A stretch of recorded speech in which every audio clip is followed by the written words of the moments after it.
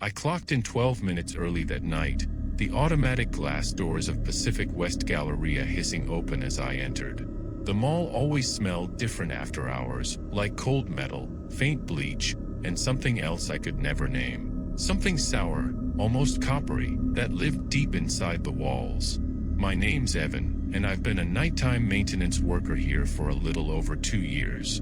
Long enough to know that the pay, $27 an hour plus bonuses, wasn't for my wrench skills or my ability to fix a jammed escalator. It was for the rules, the ones no one talked about, not even during onboarding. I scanned my badge at the service hallway door, listening for the click. The fluorescent lights buzzed overhead, too loud tonight. They always buzzed louder when things were going to get weird.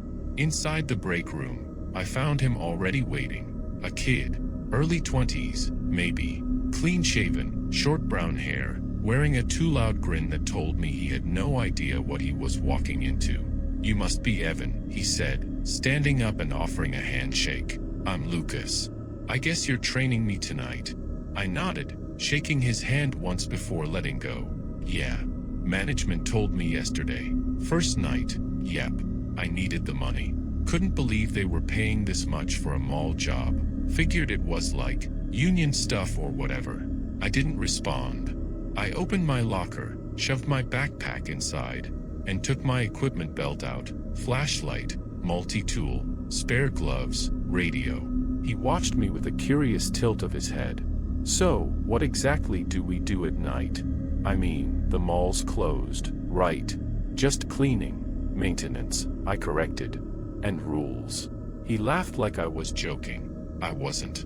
Before I could list anything, the hallway lights flickered once. Just once. Rule 1. If the lights flicker once, ignore it. If they flicker twice, stop what you're doing and stay still for exactly 10 seconds. If they flicker 3 times, get to a lit area immediately. Do not stay in darkness for any reason. I made a mental note. Tonight was going to be one of those shifts. "Come on," I said, walking toward the service elevator. "I'll explain on the way."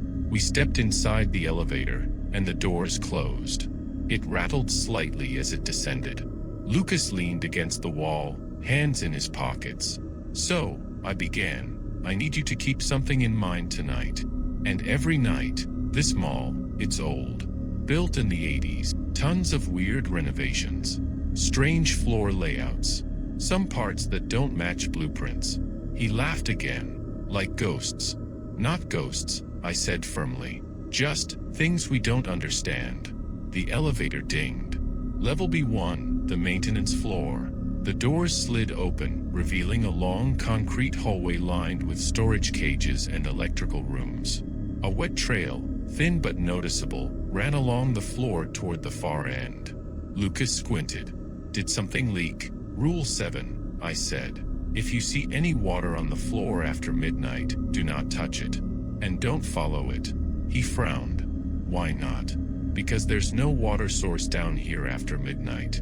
He opened his mouth to ask more, but I cut him off. "Trust me," I said. "Just trust me tonight." He didn't look convinced, but he followed me anyway. We walked toward the main corridor that led up to the mall's central atrium. At night, without music, customers, or vendors yelling over each other, the mall felt wrong. Too still. Too hollow. Our first task, check the escalators. Halfway up the escalator, Lucas asked, "So these rules, they're like security protocols or something?" "No," I said.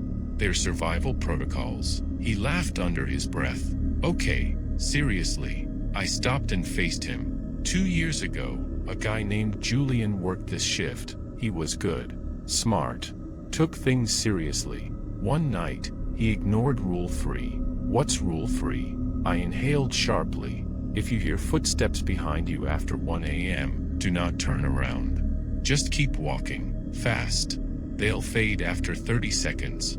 Lucas blinked. "Footsteps? From who?" "That's the thing," I said. "There's never anyone there." His grin faltered. "You're messing with me. Believe what you want," I muttered. "Just follow the rules." We finished the escalator inspection and headed toward the mall's west wing, the oldest part of the building. The shops here hadn't changed in decades. Outdated tile floors, dark storefronts, old mannequins. The mannequins were always the worst. Rule 9, I said as we walked. If any mannequin is facing a different direction than you remember, don't fix it. Don't touch it. Just leave. That's oddly specific, he said. There's a reason, I replied quietly. We reached a clothing store with a wide glass front. The mannequins stood in a row, dressed in winter outfits even though it was early summer. One of them, tall, female, with a dark bob wig, was facing directly toward us. Lucas pointed. Was it like that before? No, I said. Keep walking. He looked confused but kept moving. When we turned the corner, he finally asked, so, seriously, what happened to the other guy? Julian. He turned around, I said. During the footsteps, they found him the next morning near the dumpsters. No one could explain the condition he was in. What condition? I took a long breath. They said it looked like he had been folded in half, the wrong direction. Lucas stopped walking. You're lying. I met his eyes. Does it look like I'm lying? His face paled a little. We reached the food court around 11:57 p.m. The chairs were stacked, the neon sign switched off except for the donut shop. Its sign always hummed faintly even when unplugged. The overhead announcement system crackled suddenly. Then, in a low monotone voice, it said, 3 minutes until midnight. Please prepare accordingly. Lucas's eyebrows shot up. What the hell? That's normal, I said. Happens every night. Why? He asked. Rule 5. Midnight is shift reset.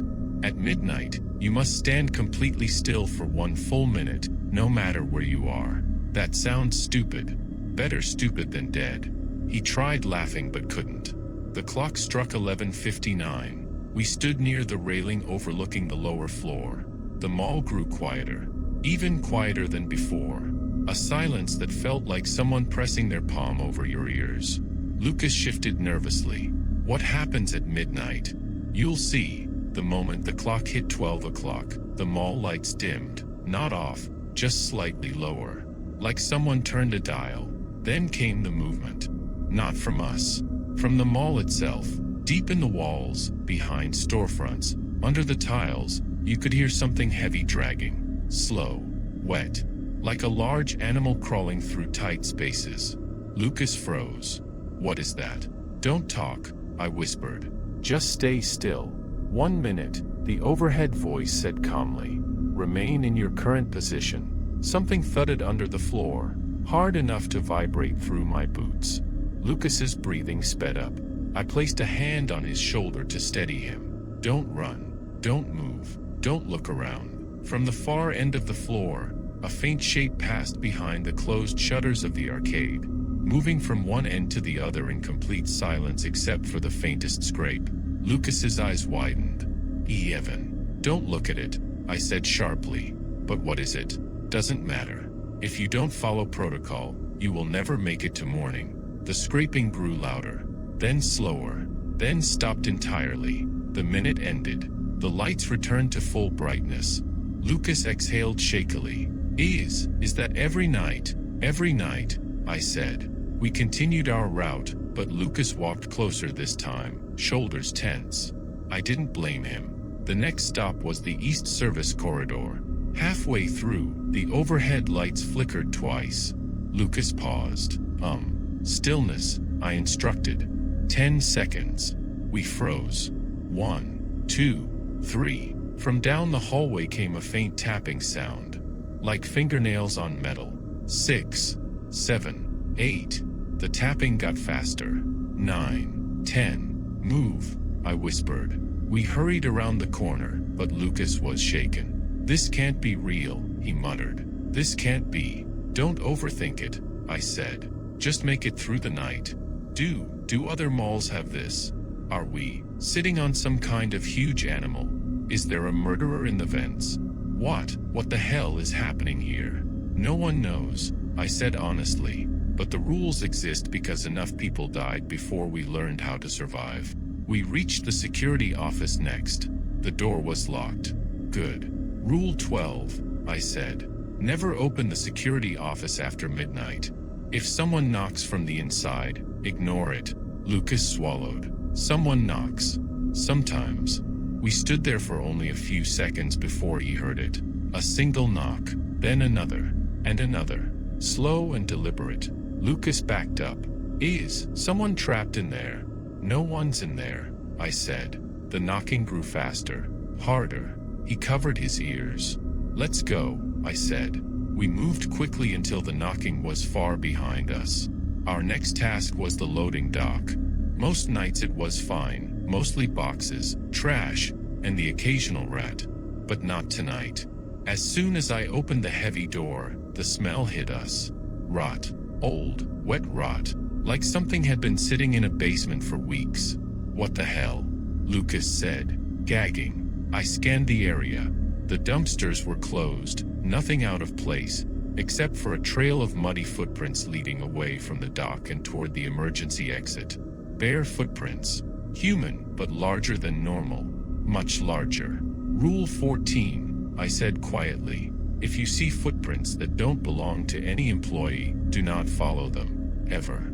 Lucas nodded quickly. We backed away and shut the door. He leaned against the wall, shaking his head. Okay, I'm done pretending. What is happening in this mall?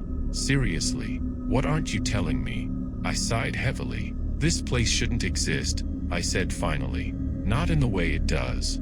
There are rooms that lead to dead ends. Storage spaces that are bigger inside than outside. Service tunnels that move. Tunnels that move, he echoed. Yeah. And things live in them. We don't know what. We don't want to know what. We follow the rules because the rules keep us alive. He looked down, hands trembling. I can't do this job, he whispered. I can't. You can, I said. It gets easier, does it? He whispered.